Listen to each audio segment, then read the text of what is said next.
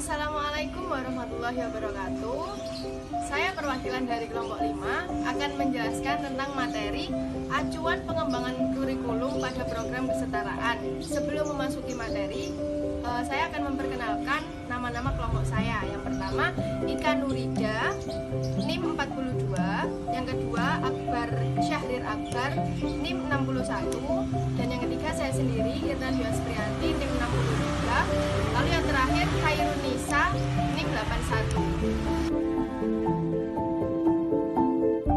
Pengertian pendidikan kesetaraan merupakan salah satu satuan pendidikan pada jalur pendidikan non-formal yang meliputi kelompok belajar terdiri dari paket A, paket B, dan paket C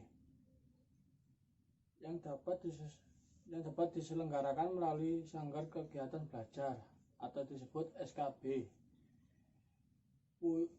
Pusat Kegiatan Belajar Masyarakat PKBM, atau satuan sejenis lainnya. Tujuan pertama, memperluas akses pendidikan dasar 9 tahun melalui jalur pendidikan non-formal, program paket A dan paket B.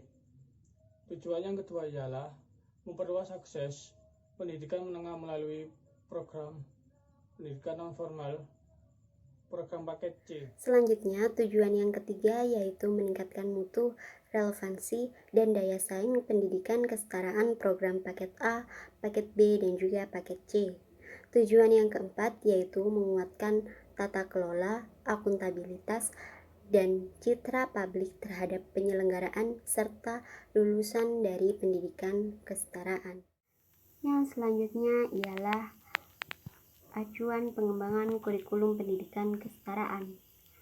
Kurikulum pendidikan kesetaraan dikembangkan dengan mengacu pada Peraturan Menteri Pendidikan dan Kebudayaan atau Permendikbud Nomor 24 Tahun 2016 tentang kompetensi inti dan kompetensi dasar. Menurut peraturan ini, kompetensi inti ialah tingkat kemampuan untuk mencapai standar kompetensi lulusan yang harus dimiliki oleh peserta didik pada setiap tingkatan kelas.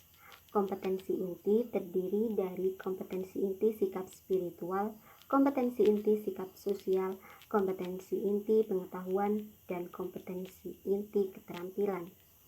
Sedangkan kompetensi dasar ialah kemampuan dan materi pembelajaran minimal yang harus dicapai peserta didik untuk suatu mata pelajaran pada masing-masing satuan pendidikan yang mengacu pada kompetensi inti.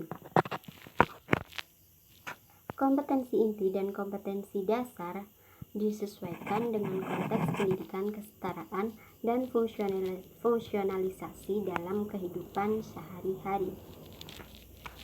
Kurikulum pendidikan kesetaraan terdiri dari kurikulum pendidikan kesetaraan paket A, kurikulum pendidikan kesetaraan paket B, dan juga kurikulum pendidikan paket C yang dikembangkan bersama Ditjen PAUD dan Dikmas, Pusat Kurikulum dan Perbukuan, Kemdikbud bersama para akademisi dan praktisi pendidikan kesetaraan.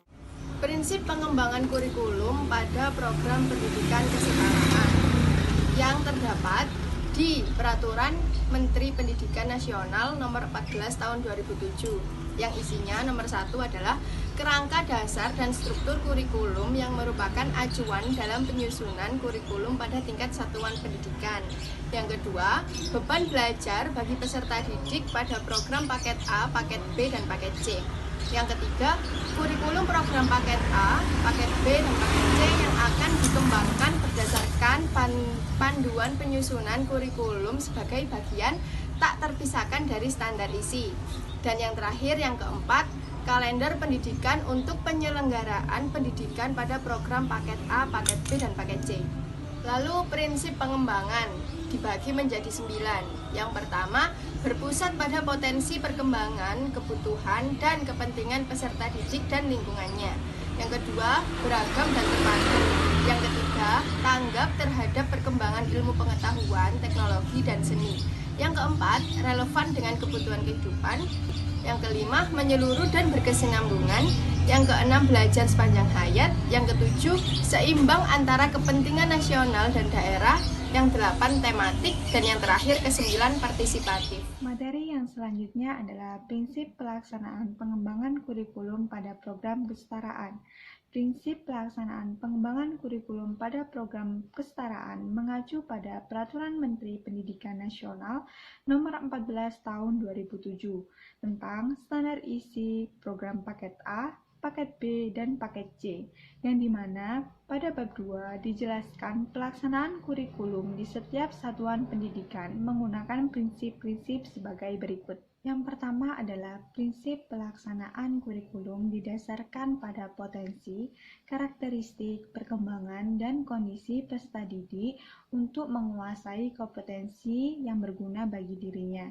Dalam hal ini, peserta didik berhak mendapatkan pelayanan pendidikan yang bermutu, serta memperoleh kesempatan untuk mengekspresikan dirinya secara bebas, dinamis, dan menyenangkan. Yang kedua, kurikulum dilaksanakan dengan menegakkan kelima pilar belajar. Yang pertama yaitu belajar bagaimana beriman dan bertakwa kepada Tuhan Yang Maha Esa. Yang kedua, belajar memahami dan menghayati. Yang ketiga, belajar berbuat dan melaksanakan secara efektif. Yang keempat, belajar hidup dalam kebersamaan dengan saling berbagi dan saling menghargai. Yang kelima, belajar membangun dan menemukan jati diri berdasarkan pemaknaan, pemahaman, perbuatan, dan kebersamaan. Yang ketiga, pelaksanaan kurikulum memungkinkan peserta didik mendapatkan pelayanan yang bersifat perbaikan, pengayaan, dan atau percepatan sesuai dengan potensi, tahap perkembangan, dan kondisi peserta didik dengan tetap memperhatikan keterpaduan pengembangan peserta didik yang berdimensi ketuhanan, keindividuan, kesosialan, dan moral. Yang keempat, kurikulum dilaksanakan dalam suasana hubungan peserta didik dan pendidik. Suasana hubungan yang demokratis, saling menghargai, dan saling menerima, akrab, terbuka, dan hangat, dengan menggunakan prinsip ing ngarsa suntulodo, ing madya mangunkarsa, tuturi handayani. Yang kelima, kurikulum dilaksanakan menggunakan pendekatan multistrategi dan multimedia, yang dimana sumber belajar dan teknologi dengan memanfaatkan lingkungan sekitar sebagai sumber belajar dengan prinsip alam takambang jadi guru, atau semua yang terjadi, tergelar, dan berkembang di masyarakat, lingkungan sekitar, dan lingkungan alam semesta dijadikan sebagai sumber belajar, contoh, dan teladan. Yang keenam, kurikulum dilaksanakan dengan mendayagunakan kondisi alam, sosial, dan budaya. Dalam hal ini juga, kekayaan daerah digunakan dan didayagunakan sebagai satu kesatuan untuk keberhasilan pendidikan dengan muatan seluruh bahan kajian secara optimal.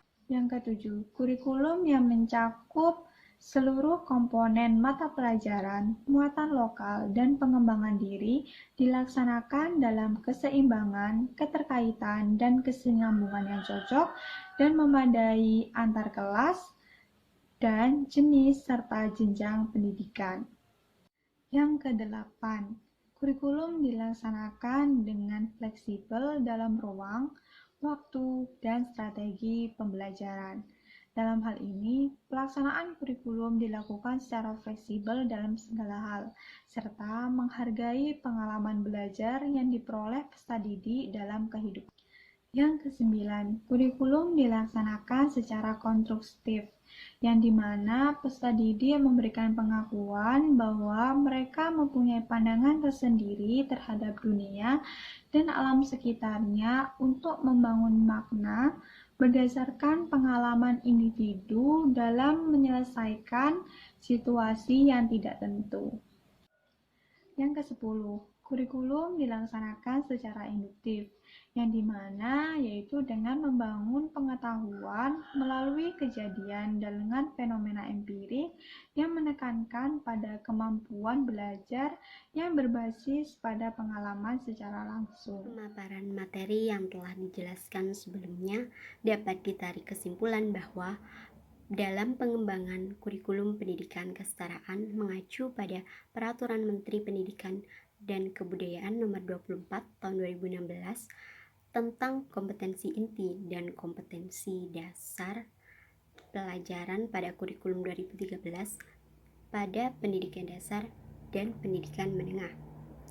Pendidikan kesetaraan sendiri memiliki dua prinsip penting, yaitu prinsip pengembangan kurikulum dan juga prinsip pelaksanaan kurikulum yang digunakan dalam melaksanakan program pendidikan kesetaraan. Sekian penjelasan dari kelompok 5, kurang lebihnya mohon maaf yang sebesar-besarnya. Wassalamualaikum.